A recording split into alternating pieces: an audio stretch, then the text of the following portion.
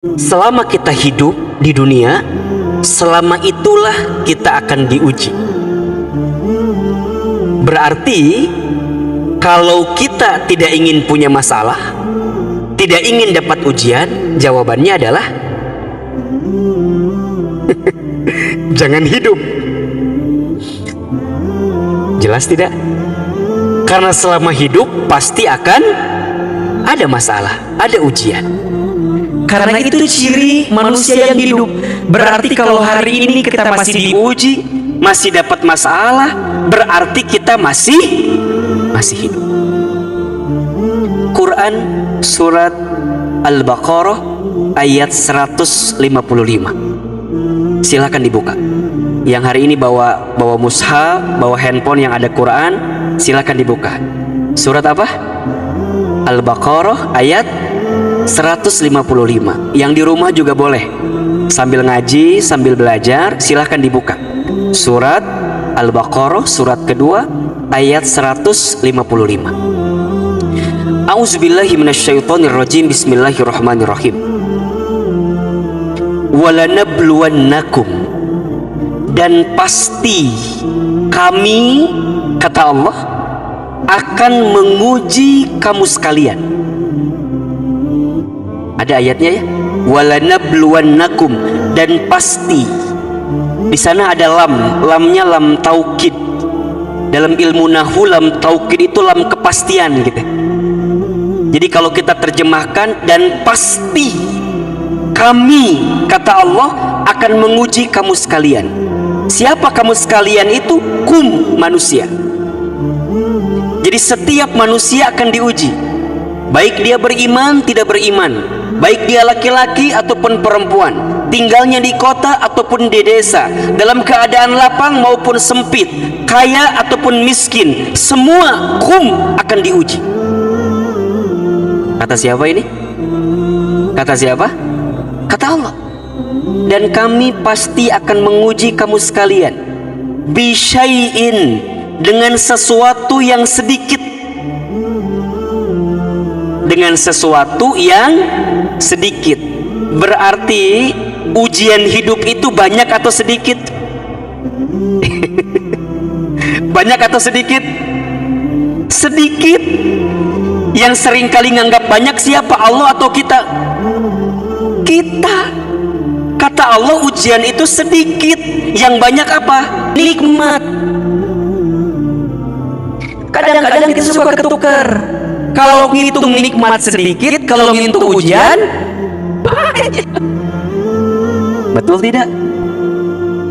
Kalau ngomongin masalah seakan-akan paling banyak masalahnya. Ya kan?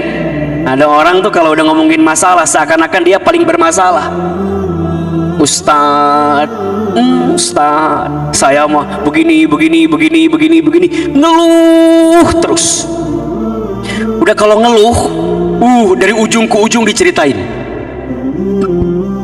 Betul apa enggak? Di sini ada yang begitu apa kagak? Yang mana orangnya tuh? Jadi ujian itu memang akan dihadirkan, tapi jumlahnya sedikit. Bisyai'in, dengan sedikit saja. Tapi sedikit di sana akan terus menerus, maksudnya begitu. Jadi selama hidup akan terus menerus diuji. Hanya bagaimana cara kita menangkap ujian itu. Apa di antara ujian yang akan dihadirkan? Satu, minal khauf. Manusia akan diuji dengan hati yang takut, khawatir, gelisah, resah, galau. Apa ujian pertama? Hati, takut. Takut apa, Ahilman? Takut aja. Coba Bapak Ibu, hari ini ada nggak yang ditakutkan? Takut apa? Takut apa? Ya takut dah. Ya, ibu punya suami ganteng, takut nggak bu? Ibu punya suami kayak Ahilman, takut nggak? Bukan berarti saya ganteng ya, ini mah kira-kira aja gitu. Ibu punya suami kayak saya, takut nggak bu? Takut apa?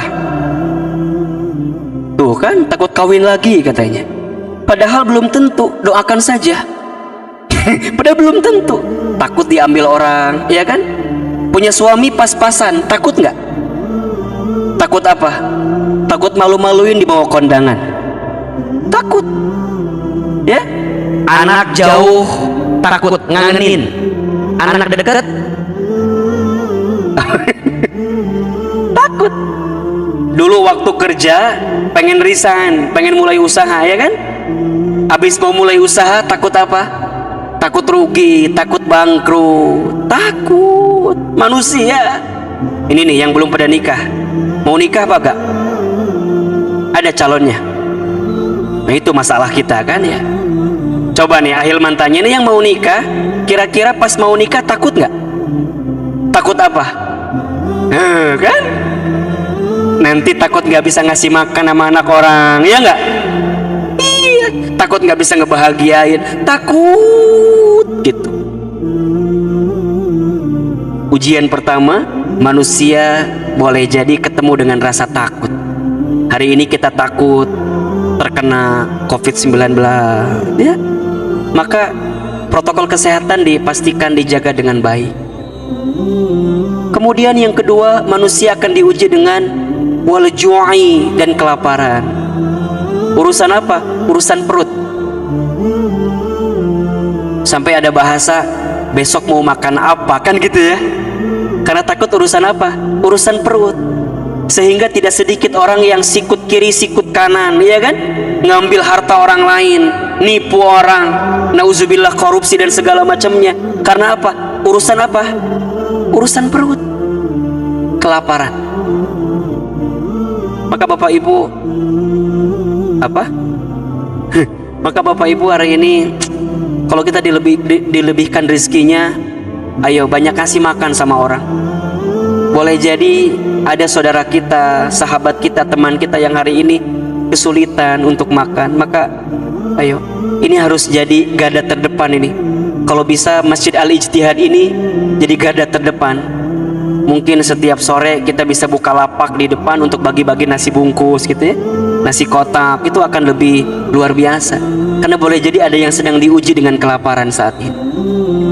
Yang ketiga, manusia akan diuji dengan wa naqsi minal amwal, kekurangan dalam urusan harta, kekurangan harta. Ya kan? Yang keempat, wal anfus, manusia akan diuji dengan kegoncangan jiwa, jiwanya, tubuhnya, badannya sakit atau kehilangan orang yang dicintai dalam hidupnya.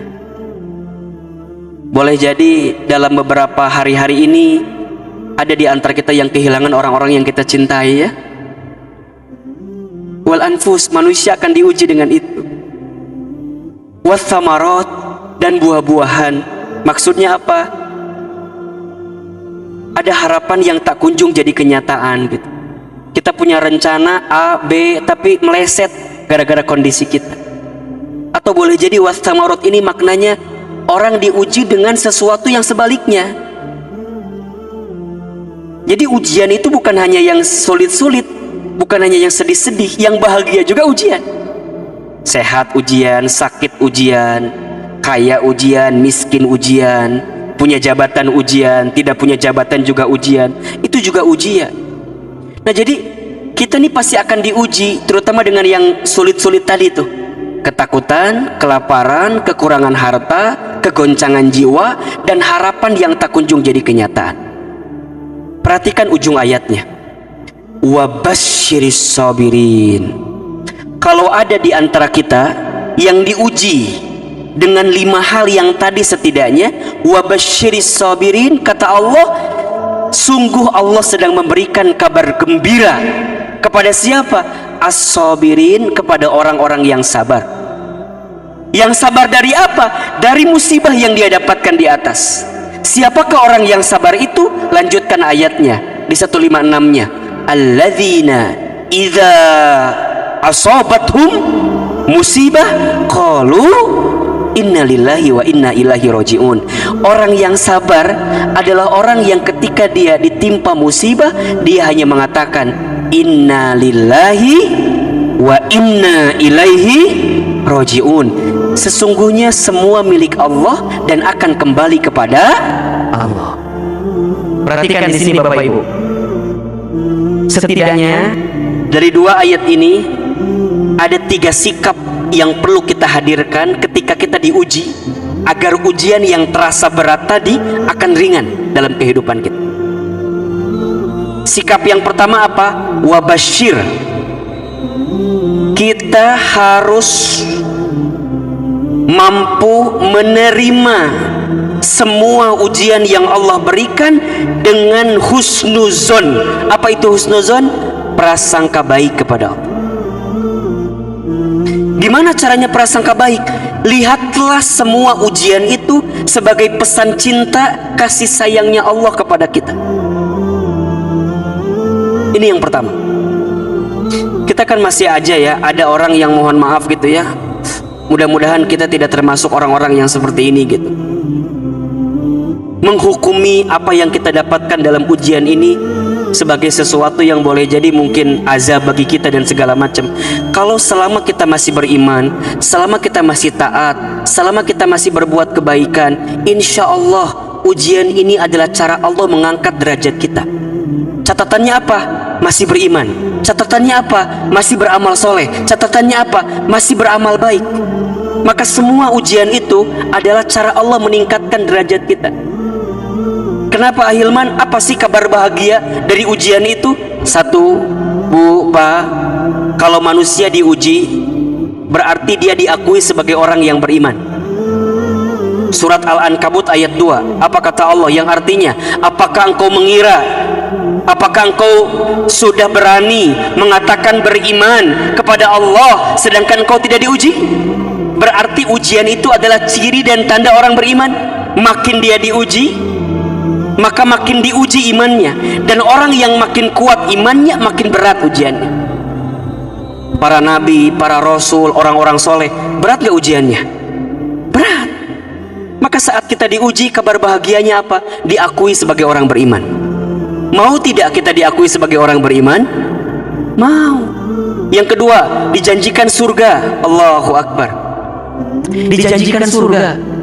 Orang yang diuji dalam hidupnya, kemudian dia sabar, maka semakin dekat potensi surga untuk dirinya. Bukankah ketika nanti masuk surga, di setiap pintu surga ada malaikat yang menyambut kita dengan panggilan Salamun alaikum bima sabartum. Ar-Ra'd ayat 24. Selamat untuk kamu sekalian yang apa? Yang sabar. Kenapa dia sabar? Karena dia diuji. Berarti kalau dia diuji, dia sabar, dia makin dekat dengan apa? Surga. Yang hadir di sini mau masuk surga atau tidak? Mau atau tidak? Maka catat kalimat ini.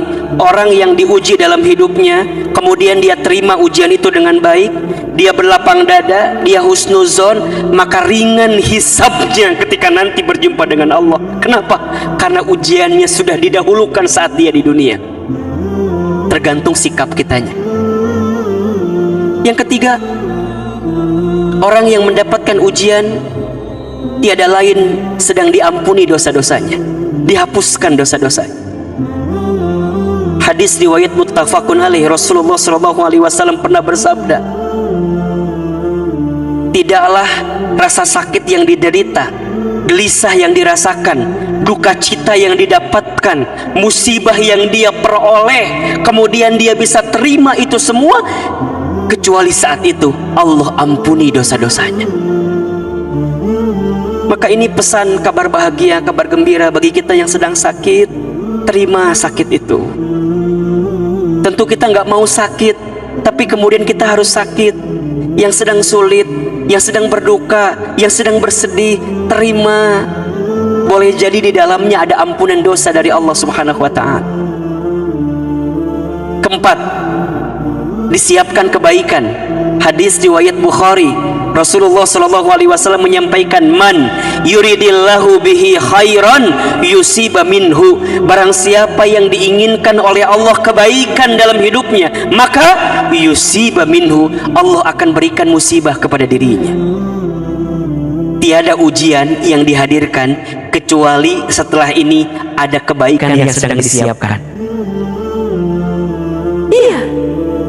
Bu, Pak. Pak, bedanya ujian dalam hidup dengan ujian di sekolah itu beda tipis. Kalau di sekolah, pelajaran dulu baru ujian. Kalau dalam hidup, ujian dulu baru kemudian pelajaran. Nah sekarang pertanyaannya, punten. Kita semua yang sedang diuji, mau tidak dapat 4 hal yang tadi? Mau tidak? Diakui orang beriman, mau atau tidak? Dijanjikan surga, mau atau tidak? Diampuni dosa, mau atau tidak? Diberikan kebaikan, mau atau tidak? Kalau mau, kita semua hari ini punya potensi, punya kesempatan. Apalagi jika kita hari ini sedang diuji, berarti kita punya kesempatan untuk bisa mendapatkan itu, Ahilman. Yes, bagaimana caranya? Caranya adalah tergantung sikap kita terhadap ujian itu. Karena mohon maaf, yang membuat seseorang tidak lulus ujian itu bukan karena soal, tapi karena jawaban.